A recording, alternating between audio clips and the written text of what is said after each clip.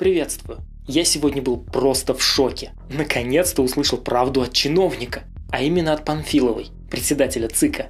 Не знаю, что ей двигало в этот момент, но она вдруг решила в открытую сказать правду о предстоящем голосовании по поправкам в Конституцию.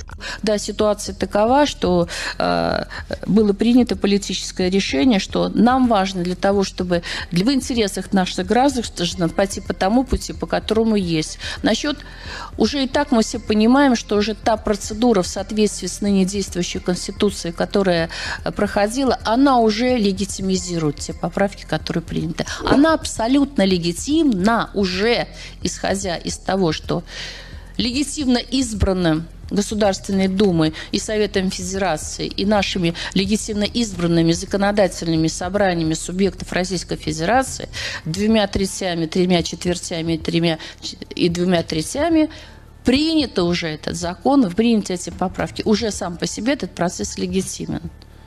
И только может отнестись с большим уважением к тому, что президент на этом не остановился, и его политическая воля и желание услышать в данном случае не предусмотрено нынешней действующей Конституцией мнение народа дополнительно. Ключевая фраза, он на это пошел, это достойно большого уважения. Ну, это так, уже лирическое отступление. Если переводить на совсем понятный язык, то она сказала: поправки давно приняты. Путин обнулился уже несколько месяцев назад, и он с нами навечно. Но ему этого мало, и он еще решил посмеяться над вами, баранами, и посмотреть, как вы стадом пойдете участвовать в голосовании, которое уже вообще ничего не решает. Нам совершенно наплевать, как вы там проголосуете. Нам главное списать на организацию этого голосования в очередной раз десятки миллиардов и положить их себе в карман. Понятно, холопы?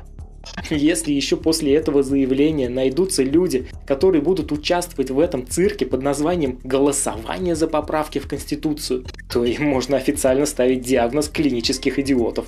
И вот вишенка на торте в одной фразе. В данном случае не предусмотрено нынешней действующей Конституцией мнение народа. Шикарно, да? Такой смачный плевок в рожу всем россиянам. У вас еще осталось желание идти голосовать? Напишите в комментариях, если еще есть какие-то аргументы.